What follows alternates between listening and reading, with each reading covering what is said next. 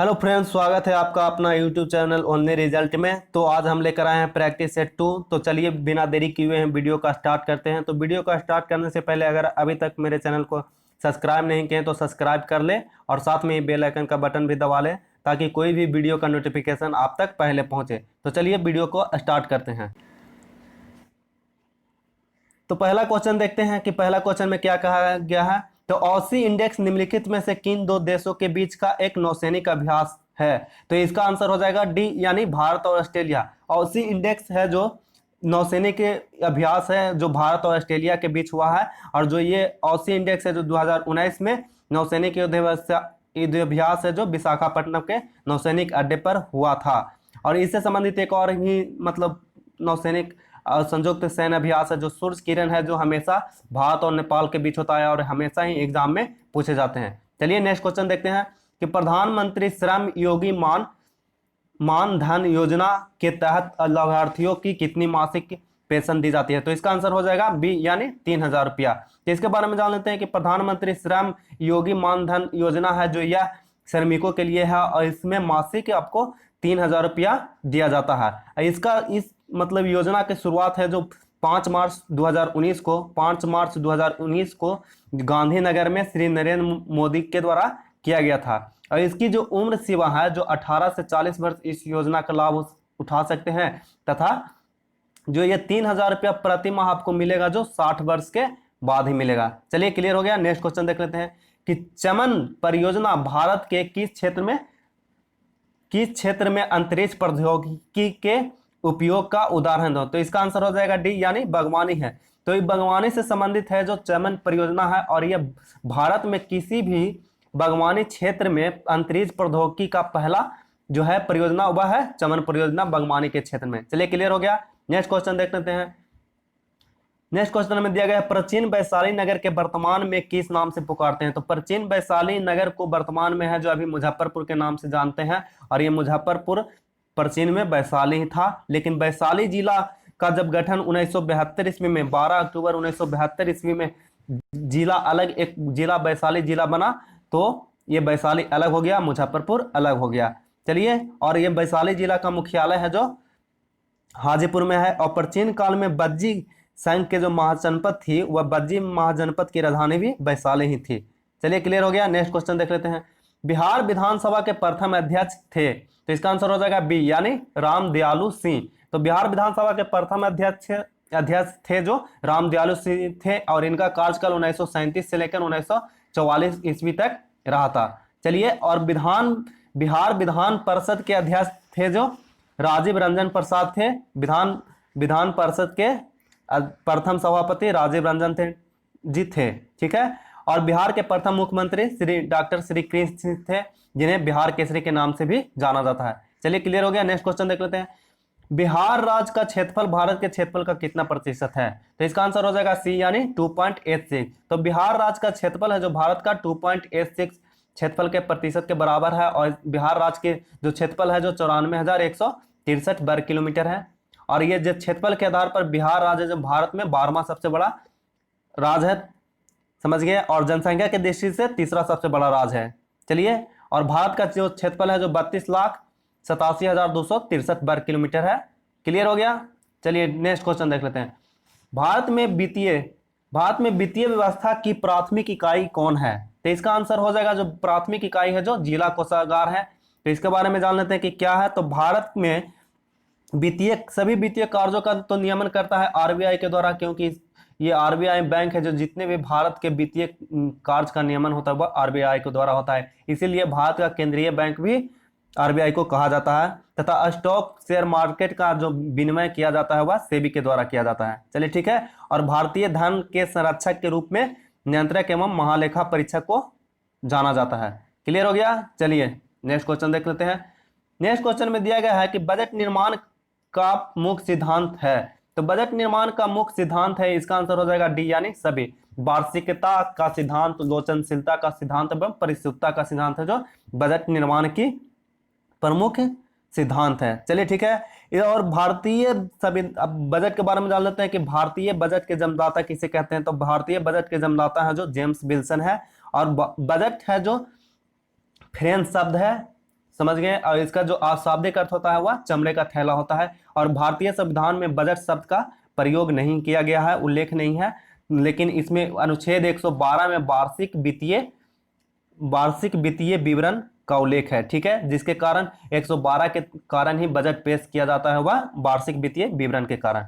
चलिए ठीक है, क्लियर हो गया। नेक्स्ट क्वेश्चन देखते हैं।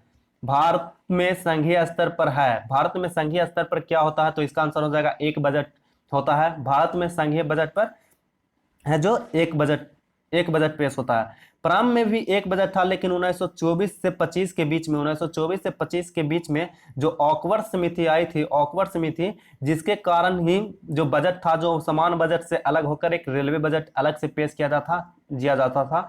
तो ये रेलवे बजट है जो 1924 से 25 के बीच में ऑकवर्ड नियम के आधार पर मतलब अलग पेश होता था। लेकिन जब 2017 से 2018 के बीच में जो एनडीए की सरकार आई, जो फिर से ही बजट का एक मेल कर दिया गया है, अब एक ही बजट पेश होता है। क्लियर हो गया। नेक्स्ट क्वेश्चन देख लेते हैं। भारत में बंदी प्रत्यक्षीकरण आदेश जारी करने का अधिकार है किसको? तो भारत में जो बंदी प्रत्यक्षीकरण है, जिसका अधिकार है जो उच्च न्यायालय तथा सर्वोच्च न्यायालय दोनों को ही है दिया गया है। और ये बंदी प्रत्यक्षीकरण एक प्रकार का जो उच्च न्यायालय तथा सर्वोच्च न्यायालय के जो 5 प्रकार के रीट जारी किए जाते हैं वो है। ठीक है, तो बंदी प्रत्यक्षीकरण के बारे में जान लेते हैं कि बंदी प्रत्यक्षीकरण है क्या। तो बंदी प्रत्यक्षीकरण ये है कि मतलब कोई भी व्यक्ति अगर पुलिस के द्वारा गिरफ्तार होता है तो वह आने और जाने के जो समय लगता है उसको हटाकर आपको 24 घंटे के अंदर वहाँ जिला मजिस्ट्रेट के पास आपको सामने जिला जो न्यायाधीश होता है जिला में आपको पेश किया जाता है। लेकिन अगर कोई ऐसा व्यक्ति नहीं कर पाता है तो ये होता है जो मौलिक अधिकारों का हनन होता है, जिसके कारण आप मतलब अपील करते हैं कि मुझे ऐसा नहीं पहुंचाया गया, तो यह बंदी प्रत्यक्षीकरण आदेश जारी किया जाता है। तो अब इसके बारे में जान लें कि अनुच्छेद 32 के अनुसार है जो बंदी प्रत्यक्षीकरण, यानी जितने भी रीट जारी होते हैं जो अनुच्छेद 32 के अनुसार जो सर्वोच्च न्यायालय के द्वारा जारी किया जाता है, तथा अनुच्छेद 226 के अनुसार उच्च न्यायालय के द्वारा जारी किया जाता है रीट। चलिए क्लियर हो गया। नेक्स्ट क्वेश्चन देख लेते हैं। नेक्स्ट क्वेश्चन में दिया गया है कि विकासशील देशों में योजनाबद्ध विकास और सामाजिक परिवर्तन का प्रमुख वाहक होता है कौन? तो इसका आंसर हो जाएगा बी, यानी लोक प्रशासन होता है। विकासशील देशों में योजनाबद्ध विकास और सामाजिक परिवर्तन का प्रमुख वाहक होता है जो लोक प्रशासन होता है। और लोक प्रशासन के विकास की जो मतलब देन है वह जनक है जो कहलाते हैं वुडरो विल्सन। लोक प्रशासन के जनक है जो वुडरो विल्सन को कहा जाता है वह, और यह 1970 के दशक में प्रारंभ हुआ था। चलिए क्लियर हो गया। नेक्स्ट क्वेश्चन देख लेते हैं। नेक्स्ट क्वेश्चन में दिया गया कि निम्न में से कौन नौकरशाही का लक्षण अपेक्षित है? तो इसका आंसर हो जाएगा सी, यानी जनता के प्रति उत्तरदायी। यानी जो जनता के प्रति उत्तरदायी है, जो नौकरशाही नहीं होते हैं, बाकी सभी लाल फीताशाही होते हैं, कागजी कार्रवाई के लिए उत्तरदायी होते हैं, श्रेष्ठता की भावना उसमें रहती है, लेकिन जनता के प्रति उत्तरदायी नहीं होते हैं। और जनता के प्रति उत्तरदायी कौन होते हैं? तो राजनेता लोग होते हैं जो जनता के मतलब उत्तरदायी होते हैं। और ये जो नौकरशाही के सिद्धांत है, जो नौकरशाही के सिद्धांत है वो मैक्स वेबर के द्वारा दिया गया था। ये याद रखेगा कि मैक्स वेबर के द्वारा नौकरशाही की सिद्धांत दिया गया है। चलिए क्लियर हो गया। नेक्स्ट क्वेश्चन देख लेते हैं। भारत सरकार ने अपने उच्च पदाधिकारियों के प्रशिक्षण के लिए नेशनल एकेडमी ऑफ एडमिनिस्ट्रेशन कहाँ खोली है? तो इसका आंसर हो जाएगा मसूरी, यानी मसूरी में जो है नेशनल एकेडमी ऑफ एडमिनिस्ट्रेशन है जो मसूरी में है, जो मसूरी है जो उत्तराखंड में है। तो इससे रिलेटिव जान लेते हैं कि मसूरी में और भी क्या क्या चीज़ है। तो मसूरी में Lal Bahadur Shastri national academy of administration है जो मसूरी में स्थित है, जिसकी स्थापना 1959 ईस्वी में हुआ था। और है जो भारत लोक प्रशासन संस्थान है जो नई दिल्ली में स्थित है। और जाके सरदार वल्लभ भाई पटेल राष्ट्रीय पुलिस अकादमी है जो हैदराबाद में स्थित है। चलिए क्लियर हो गया। नेक्स्ट क्वेश्चन देख लेते हैं कि अगला क्वेश्चन क्या है। यहाँ पर देखिए क्वेश्चन नंबर 14 में दिया गया है कि राष्ट्रपति संसद के दोनों सदनों को एक साथ संबोधित करते हैं। तो इसका आंसर हो जाएगा डी, यानी प्रत्येक वर्ष के प्रथम सत्र के आगमन पर। और एक और है जिसके बारे में आप डिटेल से बात करते हैं। तो ये राष्ट्रपति है जो संविधान के अनुच्छेद 87 के अनुसार कहा गया है कि राष्ट्रपति ऐसी दो स्थिति में, यानी दो स्थिति में संसद को एक साथ, मतलब जो लोकसभा होता है, राज्यसभा के बैठक होते हैं, उनको एक साथ दोनों को संबोधित किया जाएगा। तो पहला तो हो गया प्रत्येक वर्ष के प्रथम सत्र के आगमन पर, और दूसरा है कि प्रत्येक आम चुनाव पर। जब आम चुनाव होता है प्रत्येक 5 वर्ष पर, तो प्रत्येक आम चुनाव के बाद जब पहला सत्र की शुरुआत होने वाली होती है, तो राष्ट्रपति उसका एक साथ ही संबोधित करते हैं। और राष्ट्रपति का अभिभाषण है जो केंद्रीय मंत्रिमंडल के द्वारा तैयार किया जाता है। चलिए क्लियर हो गया, नेक्स्ट क्वेश्चन देख लेते हैं। सबसे अधिक मतदाताओं का देश है, तो इसका तो आप लोग सभी जानते होंगे कि सभी से अधिक मतदाताओं का देश है जो भारत है, तो इसका आंसर हो जाएगा बी। तो पहले तो जान लेते हैं कि भारत विश्व में सबसे बड़ा लोकतांत्रिक देश है।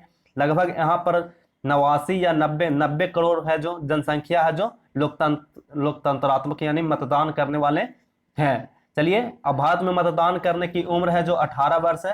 प्रारंभ में यह उम्र थी जो 21 वर्ष थी। इसके बारे में जान लेते हैं कि प्रारंभ में जो मतदान करने के लिए यानी वोट देने के जो उम्र निर्धारित किए गए थे वह 21 वर्ष की गई थी। लेकिन संविधान के संशोधन के द्वारा 61वां संविधान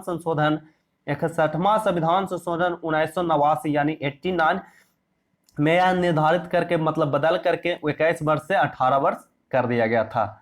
ठीक है, एक क्वेश्चन याद रखेगा कि मतदान करने की आयु है जो 21 वर्ष से 18 वर्ष कब कर दी गई थी, तो 61वां संविधान संशोधन 1989 ईस्वी के द्वारा किया गया था। चलिए क्लियर हो गया, नेक्स्ट क्वेश्चन देखते हैं। निम्न में से कौन सा अधात्विक खनिज है, तो इसमें मैग्नीज है जो धातु है, सोना है जो धातु है, टीन है जो धातु है, लेकिन इसमें जिप्सम है जो धातु नहीं है, तो इसका आंसर हो जाएगा बी, यानी जिप्सम एक अधात्विक खनिज है। ठीक है, अब जिप्सम का सूत्र मतलब जान लेते हैं कि जिप्सम का सूत्र क्या होता है। इसका सूत्र होता है CaSO4 और 2H2O होता है, इसका सूत्र होता है, तथा जिप्सम का प्रयोग होता है सीमेंट बनाने में तथा मिट्टी की अम्लीयता या क्षारीयता को घटाने या बढ़ाने में। चलिए क्लियर हो गया, नेक्स्ट क्वेश्चन देख लेते हैं।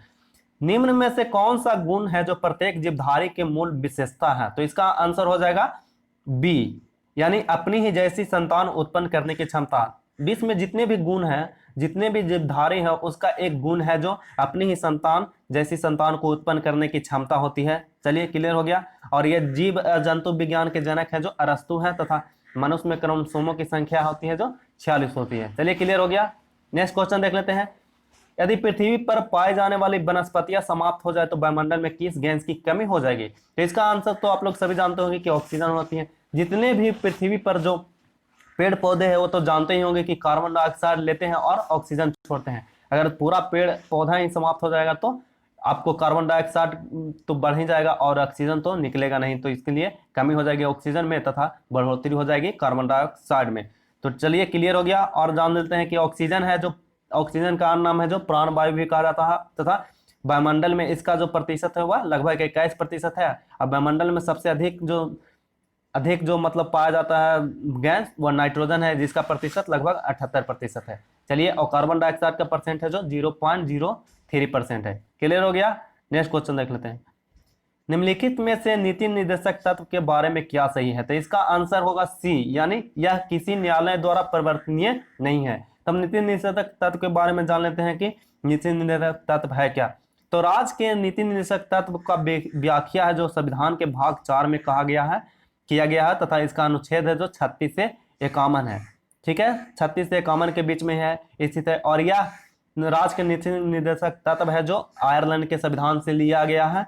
और अनुच्छेद है जो 37 के अनुसार इसमें कहा गया है कि राज्य के नीति निर्देशक तत्व है जो न्यायालय द्वारा परिवर्तनीय नहीं है। चलिए क्लियर हो गया, नेक्स्ट क्वेश्चन देख लेते हैं कि आगे क्या गया। तो यहाँ पर क्वेश्चन नंबर 20 में दिया गया है कि 1818 ईस्वी में प्रथम सूती वस्त्र कारखाना फोर्ट ग्लास्टर में लगाया गया था। ठीक है, वह किस राज्य में स्थित है, तो इसका आंसर हो जाएगा पश्चिम बंगाल। जो भारत का प्रथम सूती वस्त्र का कारखाना है जो 1818 ईस्वी में लगाया गया था फोर्ट ग्लास्टर में, जो कलकत्ता के पश्चिम बंगाल के कलकत्ता में स्थित है। चलिए क्लियर हो गया, और देख लेते हैं कि जो प्रथम बार तो 1818 ईस्वी में फोर्ट ग्लास्टर में लगाया गया था, लेकिन दूसरा बार है जो कवास डी डाबर द्वारा 1854 ईस्वी में मुंबई में लगाया गया था। ठीक है, और जो सूती वस्त्रों की राजधानी होती है जो मुंबई को कहा जाता है, तथा भारत का मैनचेस्टर अहमदाबाद को कहा जाता है। क्लियर हो गया, नेक्स्ट क्वेश्चन देख लेते हैं। क्वेश्चन नंबर 21 में देखते हैं, निकटतम तारे से प्रकाश कितने समय में पृथ्वी पर पहुंचता है, तो इसका आंसर हो जाएगा डी, यानी 4.22 प्रकाश वर्ष। ये निकटतम तारे के बारे में कहा गया है, यानी जो पृथ्वी का सबसे निकटतम तारा है वो तो सूर्य है, लेकिन इसमें दिया गया है जो दूसरा जो है प्रक्सिमा सेंचुरी के बारे में बात कहा गया है कि प्रक्सिमा सेंचुरी का जो प्रकाश है जो पृथ्वी पर कितना दिनों में पहुंचता है, तो 4.22 प्रकाश वर्ष। और सूर्य से जो आने में प्रकाश का जो समय लगता है वह 8.3 मिनट यानी 8.20 सेकंड का समय लगता है।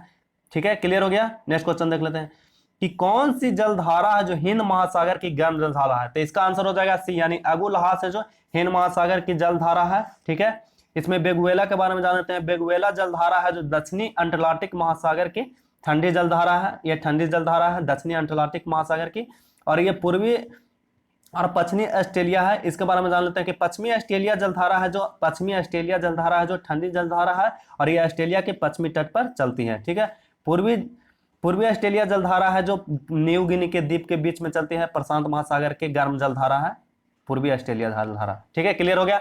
नेक्स्ट क्वेश्चन देख लेते हैं। क्वेश्चन नंबर 23 में दिया गया है कि टेबल शुगर में पाया जाता है। टेबल शुगर के बारे में, टेबल शुगर में पाया जाता है तो इसका आंसर हो जाएगा सुक्रोज, यानी टेबल शुगर को सुक्रोज को कहते हैं। ठीक है, तो सुक्रोज है जो एक प्रकार का शर्करा है जिसमें ग्लूकोज और फ्रक्टोज का एक अणु मिला रहता है। तो सुक्रोज में ग्लूकोज और फ्रक्टोज होता है जो मिला रहता है। ठीक है, और सुक्रोज एक रूप से मतलब कार्बोहाइड्रेट का भी उत्पादक है, क्योंकि इसमें शर्करा है इसलिए इसमें कार्बोहाइड्रेट होता है। ठीक है, और ये मतलब शर्करा है जो जिसका आप लोग चीनी कहते हैं। चीनी का सूत्र आप लोग जान लीजिए कि चीनी का सूत्र होता है C12H22O11। ठीक है, और ग्लूकोज का सूत्र होता है C6H12O6।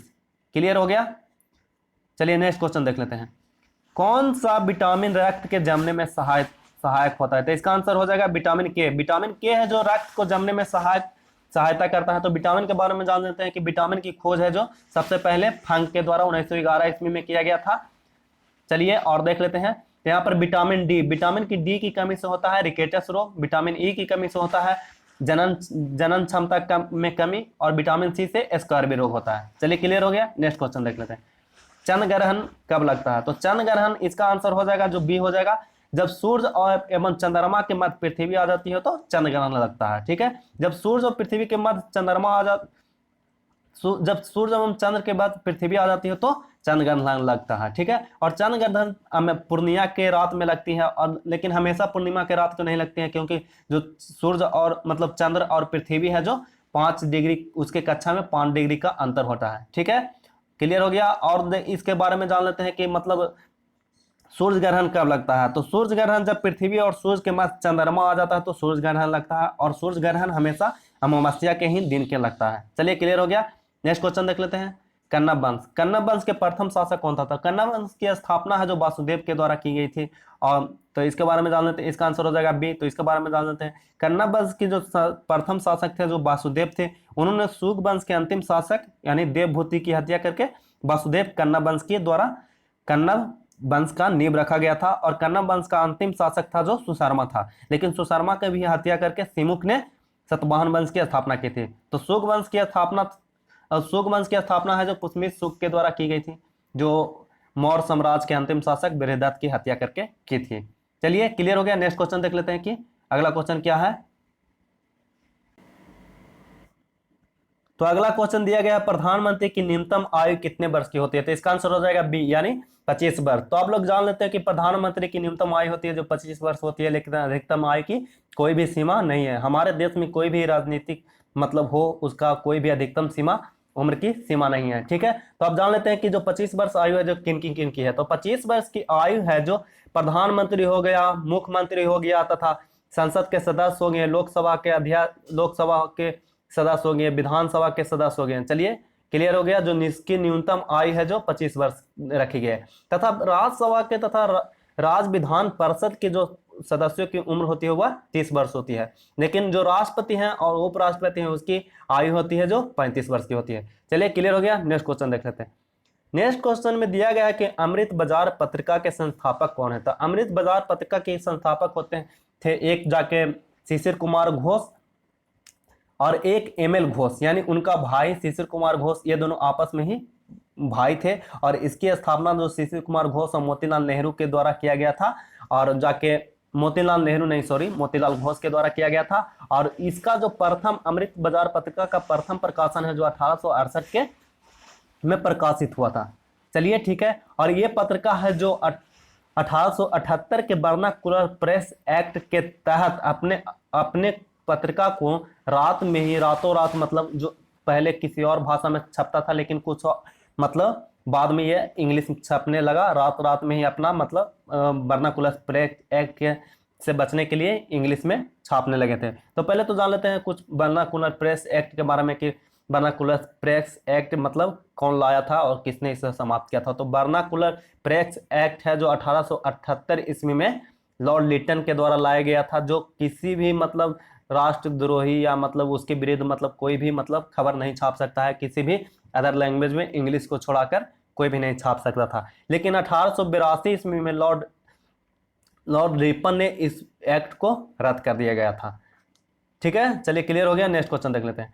पुर्तगालियों का मुख्यालय कहाँ है? तो पुर्तगालियों का मुख्यालय, इसका आंसर हो जाएगा सी, गोवा था। तो पुर्तगालियों का जो प्रथम गवर्नर था जो फ्रांसिस्को द अल्मोड़ा था, और दूसरा गवर्नर था अल्बुकर्क था। ये मतलब पुर्तगालियों को भारत में वास्तविक संस्थापक अल्बुकर्क को ही माना जाता है, और अल्बुकर्क ने ही 1510 ईस्वी में बीजापुर के सुल्तान यूसुफ आदिल शाह से ये गोवा को छीना था, यानी जीता था। चलिए क्लियर हो गया। नेक्स्ट क्वेश्चन देख लेते हैं। भारत का क्षेत्रफल विश्व के क्षेत्रफल का कितना प्रतिशत है? तो भारत का क्षेत्रफल है जो विश्व का क्षेत्रफल का लगभग 2.42% है, यानी 30 का हो जाएगा सी। चलिए इसके बारे में जान लेते हैं। भारत का क्षेत्रफल है जो कुल विश्व का 2.42% है, यानी भारत का क्षेत्रफल है 32,87,263 वर्ग किलोमीटर है, और ये विश्व में सबसे, भारत है जो विश्व में 7वां सबसे बड़ा देश है, और जनसंख्या के आधार पर यह दूसरा सबसे बड़ा देश है। प्रथम है जो जनसंख्या के आधार पर चीन है, तथा क्षेत्रफल के आधार पर प्रथम है जो रूस है। चलिए नेक्स्ट क्वेश्चन देख लेते हैं।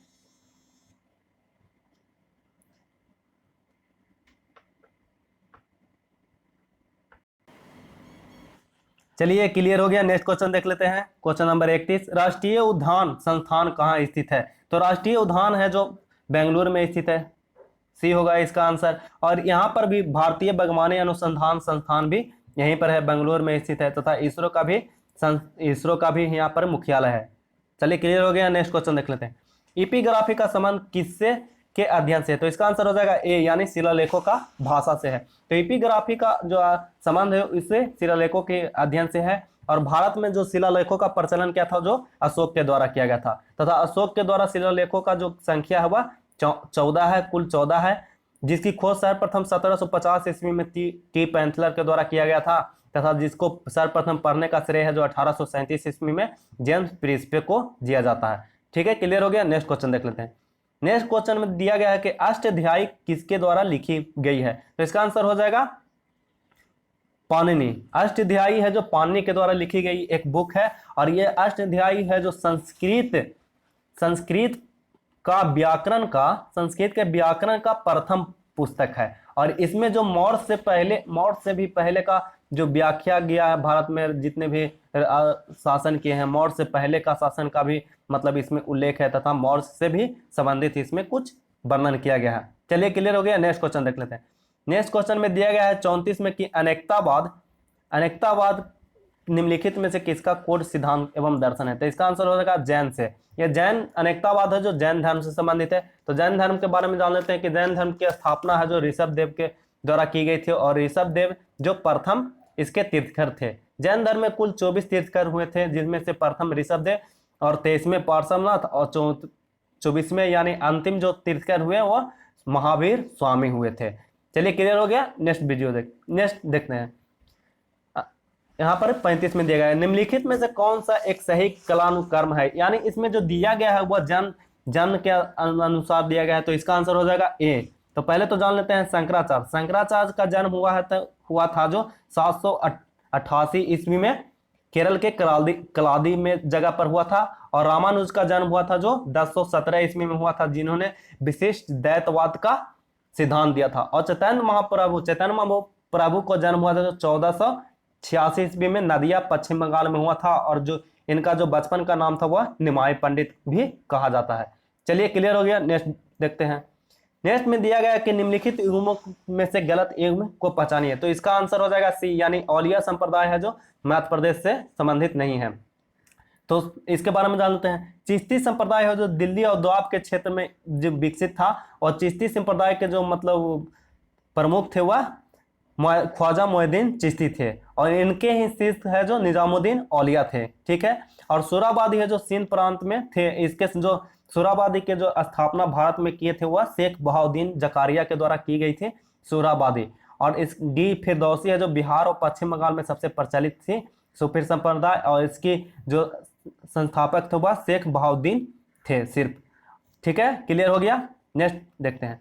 नेक्स्ट में दिया गया कि मोंटेगू चेम्सफोर्ड की रिपोर्ट है जो किस पर आधारित थी, तो मतलब किसका आधार बनी, तो इसका आंसर होगा बी, यानी भारत परिषद अधिनियम 1919 के आधार पर बनी। तो ये है जो चेम्सफोर्ड के शासनकाल में लाया गया था भारत परिषद अधिनियम। उस समय भारत के जो वायसराय थे जो चेम्सफोर्ड थे, और जो भारत के सचिव थे तो लॉर्ड मोंटेगू थे। चलिए, क्लियर हो गया। नेक्स्ट क्वेश्चन देख लें। नेक्स्ट क्वेश्चन में दिया गया कि इनमें से किस शहर को दक्षिण भारत का मैनचेस्टर कहा जाता है, तो इसका आंसर हो जाएगा कोयम्बटूर। कोयम्बटूर को दक्षिण भारत का मैनचेस्टर कहा जाता है। अब जान लेते हैं कि मैनचेस्टर है क्या, तो मैनचेस्टर है जो इंग्लैंड में एक स्थित नगर है जो सूती वस्त्रों के लिए एकदम विश्व में प्रसिद्ध है। तो इसी के लिए भारत में भी मैनचेस्टर से कई शहर को जाना जाता है जहां पर सूती वस्त्रों का ज्यादा उत्पादन होता है। तो जो दक्षिण भारत का जो मैनचेस्टर है, यानी सबसे ज्यादा कोयम्बटूर में सूती वस्त्रों का उत्पादन होता है, तथा उत्तर भारत का जो मैनचेस्टर है वो उसे कानपुर कहते हैं, तथा भारत का मैनचेस्टर है उसे अहमदाबाद कहा जाता है। यानी भारत का जो मैनचेस्टर है जो अहमदाबाद कहा जाता है, और उत्तर भारत का जो मैनचेस्टर है वो कानपुर कहा जाता है, तथा सूती वस्त्रों की राजधानी है जो मुंबई कहलाती है। क्लियर हो गया। नेक्स्ट क्वेश्चन देख लेते हैं। नेक्स्ट क्वेश्चन में दिया गया है क्वेश्चन नंबर 39 में कि भारत के किस राज्य में विश्व का सबसे बड़ा थोरियम का भंडार है, तो इसका आंसर हो जाएगा के, यानी थोरियम का सबसे बड़ा भंडार है जो भारत में केरल राज्य में है। तो थोरियम के बारे में जान लेते हैं कि थोरियम एक है जो ऐसा तत्व है जिसका प्रयोग होता है जो परमाणु संयंत्र में किया जाता है, तथा इसका परमाणु क्रमांक यानी परमाणु संख्या है जो 90 है। और थोरियम की जो खोज हुई थी जो बर्जिलियस के द्वारा किया गया था 1828 ईस्वी में, और इसका एक अयस्क है मोनोजाइट जो हमेशा बार बार एग्जाम में पूछा जाता है। मोनोजाइट इसका प्रमुख अयस्क है। क्लियर हो गया। नेक्स्ट क्वेश्चन देख लेते हैं। पृथ्वी के गर्भ में दूसरी सबसे ज्यादा पाए जाने वाली धातु कौन सी है, तो इसका आंसर हो जाएगा लोहा, यानी लोहा है जो सबसे ज्यादा दूसरी धातु पाई जाती है जो लोहा है। प्रथम धातु का आंसर हो जाएगा एल्युमिनियम, यानी एल्युमिनियम धातु है जो सबसे ज्यादा पाया जाता है पृथ्वी में, और लोहा धातु है जो दूसरी सबसे ज्यादा पाया जाने वाली धातु है। और पृथ्वी है जो पृथ्वी के प्रॉपर्टी में सबसे ज्यादा पाया जाने वाला तत्व है जो ऑक्सीजन है, 46% है, और जो एल्युमिनियम है उसका लगभग 8.5% है, और ये लोहा है जो 5% पाया जाता है। क्लियर हो गया। नेक्स्ट देखते हैं। नेक्स्ट में क्वेश्चन नंबर 41 में कहा गया है कि इनमें से कौन सा खरीफ फसल नहीं है, तो इसका आंसर हो जाएगा 41 का डी हो जाएगा सरसों है जो खरीफ फसल नहीं है बल्कि ये रबी फसल है। अब तो जान लेते हैं कि रबी फसल, और रबी फसल में क्या क्या आता है, तो गेहूं हो गया, जौ हो गया, जई हो गया, सरसों हो गया, ये सब है जो रबी फसल में है। ठीक है।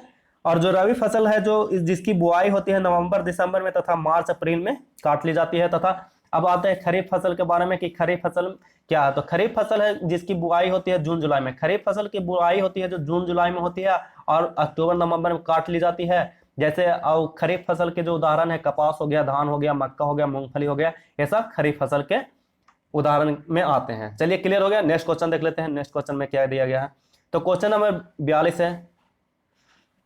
इनमें दिया गया है कि निम्नलिखित में कौन धातु खनिज नहीं है, तो इसका आंसर हो जाएगा जिप्सम, यानी सी हो जाएगा इसका आंसर। जिप्सम है जो एक अधात्विक तत्व है, जो जिप्सम है जो अधात्वी है, और इसका जो सूत्र होता है CaSO4 2H2O होता है इसका सूत्र, जिप्सम का सूत्र। हेमोटाइट है जो लोहा का अयस्क है, बॉक्साइड है जो मतलब एल्युमिनियम का अयस्क है, तथा लिमोनाइट है जो लोहा का ही अयस्क है। क्लियर हो गया। नेक्स्ट क्वेश्चन देख लेते हैं। नेक्स्ट क्वेश्चन में दिया गया कि रुप्रांतीय चट्टानों की उत्पत्ति है जो किस चट्टानों से होती है, इसका आंसर होगा सी, यानी रुप्रांतीय चट्टान या क्रांतीय चट्टान है जो अग्नेय और तलछटी चट्टानों से मिलकर बनता है। तो ये जो अग्नेय और तलछटी जैसे परतदार चट्टानें हो गई, ये सब जो ताप एवं रासायनिक दाब क्रिया से जो फलस्वरूप मतलब समय समय पर होते रहता है उसके बदलाव के कारण ही रुप्रांतीय चट्टान होता है। चलिए, क्लियर हो गया। नेक्स्ट क्वेश्चन देख लेते हैं। नेक्स्ट क्वेश्चन में दिया गया है कि किस प्रजाति के सदस्यों की संख्या सर्वाधिक है, तो इसका आंसर हो जाएगा काकेशियाई। जो पूरे विश्व में प्रजाति काकेशियाई की है, जो सबसे ज्यादा सदस्यों की संख्या काकेशियाई की है। और इसका जो इसको जो 3 भागों में बांटा गया है, चलिए क्लियर हो गया। और इसके जो 3 भागों में बांटा गया है इस प्रजाति को, वो हवेल एवं स्मिथ के द्वारा बांटा गया था, हवेल एवं स्मिथ के द्वारा बांटा गया था। क्लियर हो गया। नेक्स्ट क्वेश्चन देख लेते हैं।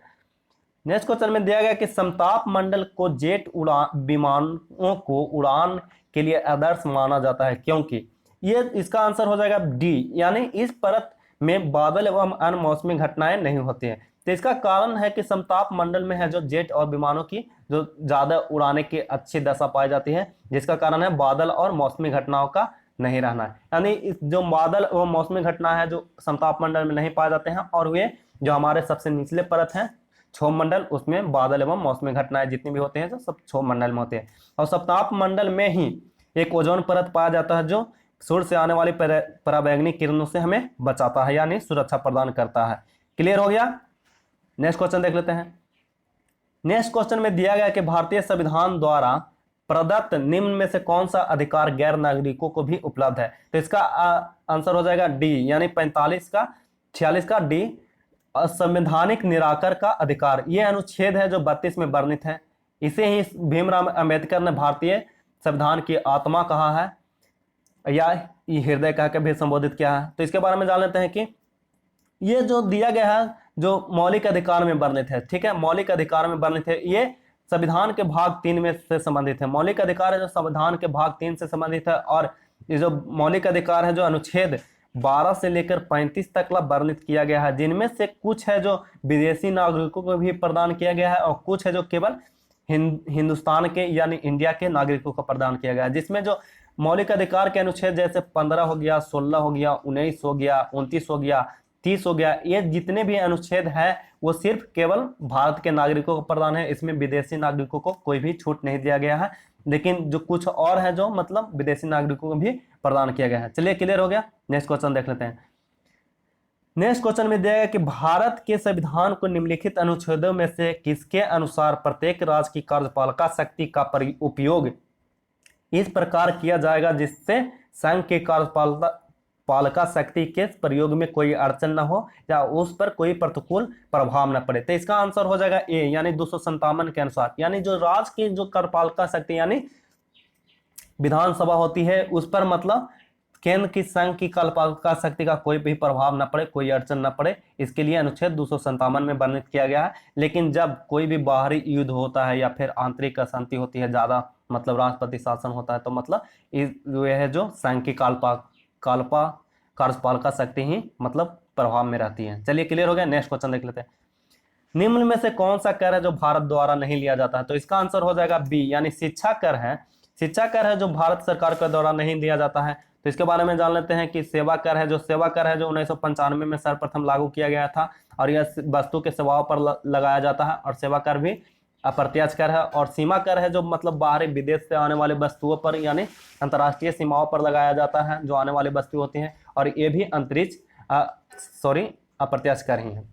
चलिए, नेक्स्ट क्वेश्चन देख लेते हैं। भारत में मुद्रास्फीति दर की माप किस आधार पर होती है? तो इसका आंसर हो जाएगा बी, यानी थोक मूल्य सूचकांक के आधार पर भारत की मुद्रास्फीति की जांच होती है। और ये थोक मूल्य सूचकांक है जो वाणिज्य एवं उद्योग मंत्रालय के द्वारा जारी किया जाता है। चलिए, क्लियर हो गया? नेक्स्ट क्वेश्चन देख लेते हैं। नेक्स्ट क्वेश्चन में दिया है क्वेश्चन नंबर 50 में कि डॉक्टरों द्वारा रोगी व्यक्ति के पेट के आंतरिक परीक्षा हेतु प्रयुक्त अंतर्दर्शी यानी इंडोस्कोप प्रकाश के कौन से परिवर्तन पर काम करता है? तो इसका आंसर हो जाएगा पूर्णांतिक परिवर्तन पर। इंडोस्कोप जो पूर्णांतिक परिवर्तन पर काम करता है, तो इसका आंसर हो जाएगा डी। अब जान लेते हैं कि पूर्णांतिक परिवर्तन है क्या। तो सघन माध्यम से जब प्रकाश विरल माध्यम में जाती है तो प्रकाश की किरण के आपतन कोण का मान क्रांतिक कोण के मान से अधिक हो जाता है, तो वह किरण वापस उसी माध्यम में लौट जाती है। तो इस घटना को प्रकाश का पूर्णांतिक परिवर्तन कहते हैं। अब पूर्णांतिक परिवर्तन के और भी उदाहरण है जिस पर कार्य करता है, जैसे हीरा का चमकना होता है, मिर्च का बनना होता है। ऑप्टिकल फाइबर भी पूर्णांतिक परिवर्तन पर सिद्धांत पर ही कार्य करते हैं। चलिए, क्लियर हो गया? नेक्स्ट क्वेश्चन देख लेते हैं। नेक्स्ट क्वेश्चन में दिया गया है क्वेश्चन नंबर 51 में कि निम्नलिखित में से किनके बीच की औसत दूरी को खगोलीय एकक कहा जाता है? तो इसका आंसर हो जाएगा पृथ्वी और सूर्य, यानी ए हो जाता है।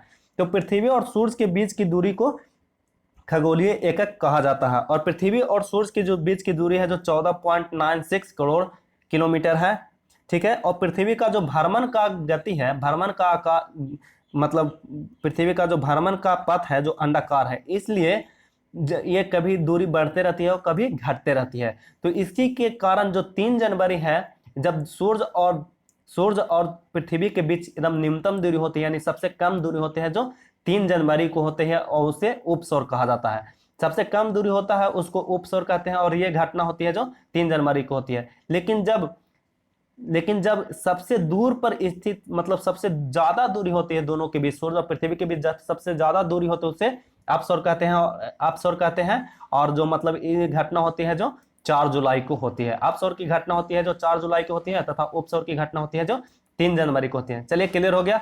नेक्स्ट क्वेश्चन देख लेते हैं। फलों को कृत्रिम तरीके से पकाने वाली गैस है, तो फलों की कृत्रिम तरीके से पकाने वाली गैस है जो एसिटिल एसिड है, यानी ये एक अम्ल है। और एसिटिलीन एसिड का जो सूत्र होता है C2H2 होता है। इथिलीन भी एक मतलब पादप हार्मोन है जो फलों को पकाता है, लेकिन यह प्राकृतिक, पूर्ण रूप से प्राकृतिक है। और ये इथिलीन है जो एक गैसीय अवस्था में पाया जाता है। चलिए क्लियर हो गया। नेक्स्ट क्वेश्चन देख लेते हैं। नेक्स्ट क्वेश्चन में दिया गया है कि निम्नलिखित कथनों पर विचार करिए। ठीक है, तो फर्स्ट में है अग्निशामकों में खाने का सोडा प्रयोग में लाया जाता है। सेकंड में है शीशे के उत्पादन में बिना बुझा हुआ चूना का प्रयोग में लाया जाता है। और तीसरा है पेरिस प्लास्टर के उत्पादन में जिप्सम का प्रयोग लाया जाता है। तो इसका आंसर हो जाएगा डी, यानी सभी सही है। इसमें 53 में सभी सही है। और अग्निशामक में खाने वाला सोडा यानी बेकिंग सोडा का प्रयोग लाया जाता है, ये भी सही है। और बेकिंग सोडा का जो सूत्र है जो NaHCO3 होता है। बेकिंग सोडा का सूत्र है जो NaHCO3 होता है। और बिना बुझा हुआ चूना, यानी बिना बुझा हुआ चूना का सूत्र है, बिना बुझा हुआ चूना का सूत्र है जो CaO होता है, कैल्शियम ऑक्साइड होता है। तथा जिप्सम का सूत्र तो आप लोग जानते ही होंगे, प्लास्टर ऑफ पेरिस को जिप्सम का उत्पादन में प्रयोग किया जाता है। चलिए क्लियर हो गया। नेक्स्ट क्वेश्चन देख लेते हैं। नेक्स्ट क्वेश्चन में दिया गया है कि किस सूक्ष्म जीव के द्वारा हेपेटाइटिस बी होता है।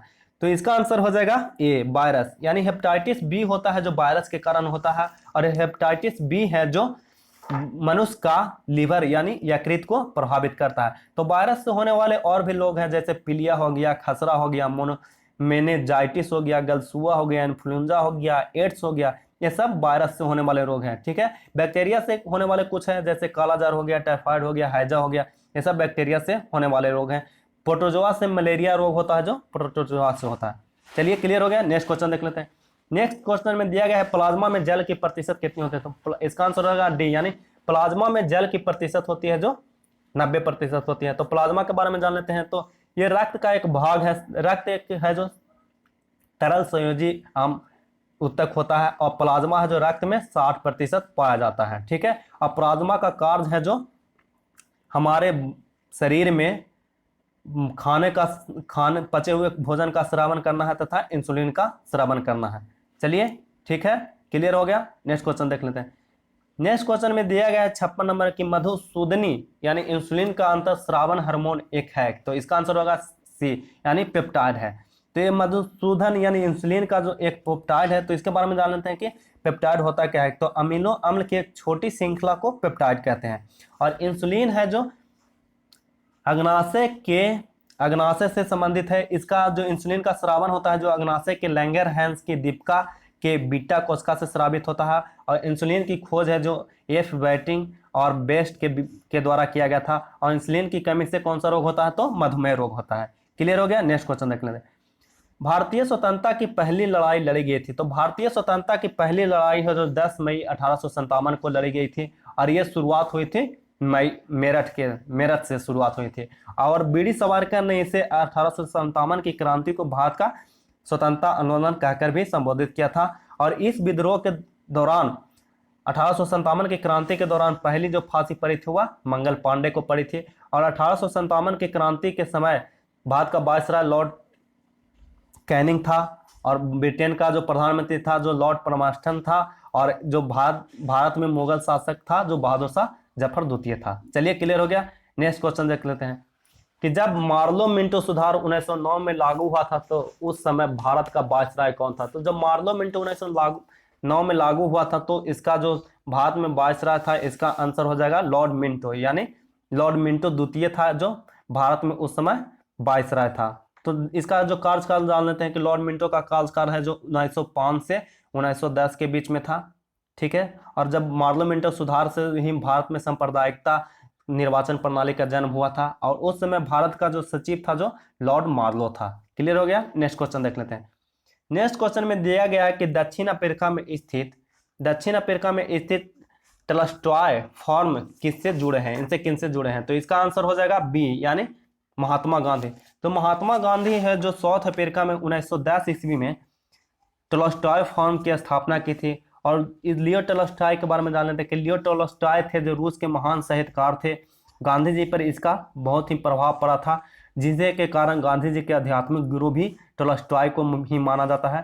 तथा टोल्स्टॉय ने अनेक पुस्तकों की रचना की, जिनमें से वार एंड पीस तथा अन्ना केरेनिना एक बहुत ही प्रसिद्ध पुस्तकें हैं। क्लियर हो गया। नेक्स्ट क्वेश्चन देख लेते हैं। नेक्स्ट क्वेश्चन में क्या दिया गया है? तो नेक्स्ट क्वेश्चन में दिया गया है कि इनमें से कौन हिंदुस्तान के अंतिम ब्रिटिश गवर्नर जनरल थे? तो इसका आंसर हो जाएगा बी, यानी लॉर्ड माउंटबेटन। तो इसका बारे में जान लेते हैं कि लॉर्ड माउंटबेटन है जो हिंदुस्तान के अंतिम ब्रिटिश गवर्नर जनरल थे। वह स्वतंत्रता से पहले ही आए थे, ठीक है। और भारत में स्वतंत्रता अधिनियम 1947 के बाद भारत को जो गवर्नर जनरल था उसको भारत का वायसराय पद कर दिया गया था तथा भारत के गवर्नर जनरल बना दिया गया था, ठीक है। और स्वतंत्र भारत के पहले भारतीय गवर्नर जनरल थे जो CR गोपालाचारी यानी चक्रवर्ती राजगोपालचारी थे। चलिए क्लियर हो गया। नेक्स्ट क्वेश्चन देख लेते हैं।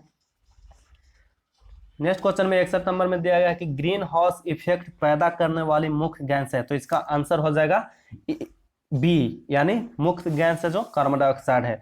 तो इसके बारे में जान लेते हैं कि जो CO2 है जो मुख्य गैस है ग्रीन हाउस पैदा करने वाले।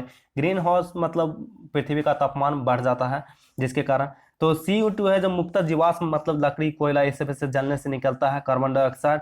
और ये CO2 गैस वायुमंडल से बाहर नहीं जाने देती है। जो सूर्य है के विकिरण से पृथ्वी गर्म होती है और ऊष्मा छोड़ती है, जिसे CO2 गैस वायुमंडल से बाहर नहीं जाने जाते हैं, जिसके कारण ही पृथ्वी गर्म हो जाती है। तो इसे ही ग्रीन हाउस प्रभाव कहते हैं, ठीक है। चलिए क्लियर हो गया। नेक्स्ट क्वेश्चन देख लेते हैं। निम्नलिखित में कौन सा ऑप्टिकल सक्रिय नहीं? तो इसका आंसर हो जाएगा 62 का हो जाएगा ए, ग्लाइसिन है जो ऑप्टिकल नहीं है। यह एक अमीनो एसिड है। ग्लाइसिन है जो एक अमीनो एसिड है, ठीक है। निम्नलिखित में कौन सा यौगिक लुईस अम्ल नहीं है? तो इसका आंसर हो जाएगा जो 63 का हो जाएगा सी, यानी अमोनिया है जो लुईस अम्ल नहीं है। तो लुईस अम्ल के जो बारे में जानते हैं कि वह पदार्थ जो एकांकी इलेक्ट्रॉन युग्म ग्रहण करते हैं उसे लुईस अम्ल कहते हैं। बाकी इसमें सभी जो दिया गया है जो लुईस अम्ल का उदाहरण है, लेकिन अमोनिया है जो लुईस अम्ल का उदाहरण नहीं है। नेक्स्ट क्वेश्चन देख लेते हैं। नेक्स्ट क्वेश्चन में दिया गया कि निम्नलिखित में से कौन सा समान प्रशीतक है जिसको घरेलू प्रशीतकों में प्रयोग किया जाता है? तो इसका आंसर हो जाएगा सी, यानी फ्रियोन है जो समान प्रतिशत प्रशीतक है जिसे घरेलू प्रशीतकों में प्रयोग किया जाता है। तो फ्रियोन है जो मतलब रेफ्रिजरेटर तथा एयर कंडीशनर में प्रयोग किया जाता है। और फ्रियोन का जो नाम दिया गया है, फ्रियोन का जो नाम होता है वह डाइक्लोरो डाइफ्लोरोमीथेन होता है। और इसका सूत्र होता है, फ्रियोन का सूत्र होता है जो OCl2 और F2 होता है। इसका सूत्र याद रखिएगा कि फ्रियोन का OCl2 और F2 होता है। और इसका जो नाम है जो डाइक्लोरो डाइफ्लोरोमीथेन है। चलिए क्लियर हो गया। नेक्स्ट क्वेश्चन देख लेते हैं। नेक्स्ट क्वेश्चन में दिया गया कि निम्नलिखित में से कौन सा विद्युत चुम्बकीय विकिरण टेलीविजन को दूरस्थ नियंत्रण के लिए प्रयोग में लाया जाता है? तो इसका आंसर हो जाएगा ए, यानी अवरक्त तरंग है जो टेलीविजन के दूरस्थ नियंत्रण में प्रयोग में लाया जाता है। तो इसके बारे में जान लेते हैं कि विद्युत चुम्बकीय तरंग होता है जिसके लिए चलने जाने के लिए एक माध्यम से दूसरे माध्यम में जाने के लिए कोई भी माध्यम की आवश्यकता नहीं होती है। यह अपने आप मतलब निर्वात में भी चल सकती है। और विद्युत चुम्बकीय तरंग होता है जो अनुप्रस्थ तरंग होता है, यानी अवरक्त तरंग भी अनुप्रस्थ तरंग है। तो अवरक्त तरंग विकिरण की खोज है जो विलियम हर्शेल के द्वारा की गई थी। क्लियर हो गया। नेक्स्ट क्वेश्चन देख लेते हैं। निम्नलिखित में से कौन सा सर्वाधिक तापन ग्लोबल वार्मिंग के लिए उत्तरदायी है? तो इसका आंसर हो जाएगा डी, कार्बन डाइऑक्साइड, मीथेन, जलवाष्प, ये सभी है जो बहुत ही मतलब ग्लोबल वार्मिंग के लिए जिम्मेदार है। चलिए ठीक है, क्लियर हो गया। नेक्स्ट क्वेश्चन देख लेते हैं कि नेक्स्ट क्वेश्चन में क्या दिया गया है। तो नेक्स्ट क्वेश्चन देखते हैं, क्वेश्चन नंबर 67। क्वेश्चन नंबर 67 में दिया गया है कि निम्नलिखित में से कौन सा अम्ल वर्षा के लिए उत्तरदायी है? तो इसका आंसर होगा नाइट्रस ऑक्साइड और सल्फर डाइऑक्साइड, यानी NO2 और SO2। ठीक है, अम्ल वर्षा के लिए जिम्मेदार होता है नाइट्रस ऑक्साइड और सल्फर डाइऑक्साइड। तो इसका आंसर हो जाएगा डी। और इसके बारे में जान लेते हैं कि ये अम्लीय वर्षा होता है क्या? तो अम्लीय वर्षा जब वर्षा होती है तो उसका जब पीएच मान है जो 5.6 से कम हो जाता है तो ये अम्लीय वर्षा कहलाता है, जिसके मतलब होने से हमारे आंखों में जलन होती है, शरीर में जलन होने लगती है। और जो अम्ल वर्षा से सबसे ज्यादा प्रदूषित होते हैं वह नदियां तालाब होती हैं। और अम्ल वर्षा सबसे अधिक नॉर्वे देश में होता है, इसलिए अम्ल वर्षा का देश भी नॉर्वे को कहा जाता है। क्लियर हो गया? नेक्स्ट क्वेश्चन देख लेते हैं। नेक्स्ट क्वेश्चन में दिया गया है क्वेश्चन नंबर 68 में कि निम्नलिखित में से कौन सा गैस पीने के पानी को शुद्ध करने के लिए प्रयोग में ला जाती है? तो इसका आंसर हो जाएगा क्लोरीन। क्लोरीन है जो पीने के लिए पानी को शुद्ध किया जाता है। और क्लोरीन की खोज है जो सैले ने किया था। ये याद रखिएगा कि क्लोरीन की खोज है जो सैले के द्वारा किया गया था। और ये विरंजक चूर्ण, फॉस्फिन, आंसू गैस इत्यादि में बनाने में प्रयोग किया जाता है। चलिए क्लियर हो गया? नेक्स्ट क्वेश्चन देखते हैं। वातावरण में प्रकाश के विसरण निम्नलिखित की वजह से होती है? तो इसका आंसर हो जाएगा बी, यानी धूल कण के कारण वातावरण में प्रकाश का विसरण होता है, या प्रकीर्णन भी इसे कहते हैं। और ये इसी के कारण है जो आकाश का रंग है जो नीला प्रतीत होता है। चलिए क्लियर हो गया? नेक्स्ट क्वेश्चन देख लेते हैं। नेक्स्ट क्वेश्चन में दिया गया है कि रक्त का पीएच मान कितना होता है? तो रक्त का पीएच मान होता है जो 7.4 होता है। तो अब इसके बारे में जान लेते हैं कि रक्त है जो एक तरल संयोजी ऊतक होता है जो हमारे शरीर में रहता है। और पीएच मान के बारे में जान लेते हैं कि पीएच मान का निर्धारण है, यानी पीएच स्केल की खोज किया था जो सोरेनसन के द्वारा किया गया था। और इसका जो समान मान होता है जो 0 से 14 के बीच में होती है। 0 से 7 के बीच तक जितने भी जिसका पीएच मान आता है उसे अम्लीय कहा जाता है। और तथा 7 से 14 के बीच में जितने भी पीएच मान आते हैं उसे क्षारीय कहा जाता है। क्लियर हो गया? नेक्स्ट क्वेश्चन देख लेते हैं। नेक्स्ट क्वेश्चन में दिया गया है कि इंडिया गेट का स्मारक है, यानी इंडिया गेट का स्मारक है। इसका आंसर हो जाएगा ए, यानी इंडिया गेट है जो प्रथम विश्व युद्ध में जितने भी भारतीय सैनिक मारे गए थे उसके मतलब अच्छी आधार पर तैयार किया गया है, उन्हीं के मतलब स्मृति में तैयार किया गया है। और ये जो इंडिया गेट है इसका डिजाइन है जो एडविन लुटियंस के द्वारा बनाया गया था। इंडिया गेट का जो डिजाइन है जो एडविन लुटियंस के द्वारा बनाया गया था। और इसकी जो प्रारंभ में नींव रखी गई थी 1924 ईस्वी में रखा गया था, लेकिन यह मतलब बनकर जो तैयार हुआ था जो 1931 ईस्वी में हुआ है। और यह इंडिया गेट है जो दिल्ली में स्थित है। चलिए क्लियर हो गया? नेक्स्ट क्वेश्चन देख लेते हैं। कंप्यूटर में भंडारित आंकड़े को प्राय किस रूप में भंडारित किए जाते हैं? तो इसका आंसर हो जाएगा ए, यानी बिट्स में। कंप्यूटर का जो मतलब मेमोरी होता है भंडारित करने के लिए उसका बिट्स में भंडारित किया जाता है। तो आप जान लेते हैं कि बिट्स है क्या। तो बिट्स है जो सबसे छोटा जो भंडारी मेमोरी का सबसे छोटा पार्ट होता है। तो आप लोग जान लेते हैं कि 1008 बिट बराबर 1 बाइट होता है। और 1008 बिट बराबर 1 बाइट होता है। 1024 बाइट बराबर 1 केबी यानी किलो बाइट होता है। 1024 केबी यानी किलो बाइट बराबर 1 एमबी होता है। और 1024 एमबी बराबर 1 जीबी होता है। क्लियर हो गया? चलिए नेक्स्ट क्वेश्चन देख लेते हैं कि किस देश का राष्ट्रीय झंडे में भारत के राष्ट्रीय झंडे के समान रंग है? तो इसका आंसर हो जाएगा सी, यानी इटली। इटली के झंडा भी भारत के राष्ट्रीय झंडे के समान ही रंग दर्शाता है। और इटली है जो यूरोप में है। और इटली की राजधानी है जो रोम है। इटली की राजधानी है जो रोम है और इटली है जो यूरोप में है। और इसे इटली को यूरोप का भारत भी कहा जाता है। क्लियर हो गया? नेक्स्ट क्वेश्चन देख लेते हैं। नेक्स्ट क्वेश्चन में दिया गया है 74 नंबर क्वेश्चन में दिया गया है कि कुंभ मेला कितने वर्षों पर एक बार मनाया जाता है? तो कुंभ मेला है जो 12 वर्षों पर एक बार मनाया जाता है। वह पूरे भारत में 4 जगह मनाया जाता है। पहला हरिद्वार में मनाया जाता है, दूसरा है जो उज्जैन में मनाया जाता है, तीसरा नासिक में है और चौथा प्रयाग में मनाया जाता है। ठीक है? जो हरिद्वार है वो गंगा नदी के किनारे स्थित है। उज्जैन है जो क्षिप्रा नदी के किनारे स्थित है। और नासिक है जो गोदावरी नदी के किनारे स्थित है। तथा प्रयाग है जो गंगा, जमुना और सरस्वती नदी के संगम पर कुंभ मेला का हर एक 12 वर्ष पर आयोजित होता है। ठीक है? और भारत में कुंभ मेला का जो शुरुआत किया था जो हर्षवर्धन ने किया था वो भी प्रयाग में किए थे। और यह सबसे प्राचीन है जो प्रयाग में ही कुंभ मेला लगा था। क्लियर हो गया? नेक्स्ट क्वेश्चन देख लेते हैं। इनमें से कौन एक पक्षी अभ्यारण्य है? तो इसका आंसर हो जाएगा भरतपुर पक्षी अभ्यारण्य है। एक भरतपुर है जो पक्षी अभ्यारण्य है। इसका अन्य नाम भी केवलादेव भी कहा जाता है। इसे केवलादेव राष्ट्रीय उद्यान भी कहा जाता है। और यह है जो राजस्थान में स्थित है। ठीक है? और ये जो बनीरघाटा और बांदीपुर है जो कर्नाटक में स्थित है। और ये बांधवगढ़ राष्ट्रीय उद्यान है जो मध्य प्रदेश में स्थित है। क्लियर हो गया? नेक्स्ट क्वेश्चन देख लेते हैं। नेक्स्ट क्वेश्चन में दिया गया कि सोमनाथ मंदिर स्थित है तो गुजरात में है। इसका आंसर हो जाएगा बी, यानी सोमनाथ मंदिर है जो गुजरात के कठियावाड़ा प्रांत में स्थित है। यह जो सोमनाथ मंदिर है इसमें शिव की मूर्ति लगी हुई है यानी ज्योतिर्लिंग लगी हुई है। और ये सोमनाथ पर प्रथम आक्रमण है जो महमूद गजनबी ने 1025 ईस्वी में इस मंदिर को लूटा था, लेकिन बाद में इसका जो मतलब भीमदेव प्रथम थे इसका मरम्मत कराए थे, और बाद में इसका जो स्वतंत्रता के बाद जो उद्घाटन हुआ था जो डॉक्टर राजेंद्र प्रसाद के द्वारा किया गया था। क्लियर हो गया। नेक्स्ट क्वेश्चन देख लेते हैं। नेक्स्ट क्वेश्चन दिया गया है कि राजीव गांधी अंतर्राष्ट्रीय हवाई अड्डा कहाँ स्थित है। तो राजीव गांधी अंतर्राष्ट्रीय हवाई अड्डा है जो हैदराबाद में स्थित है। इसका आंसर होगा बी।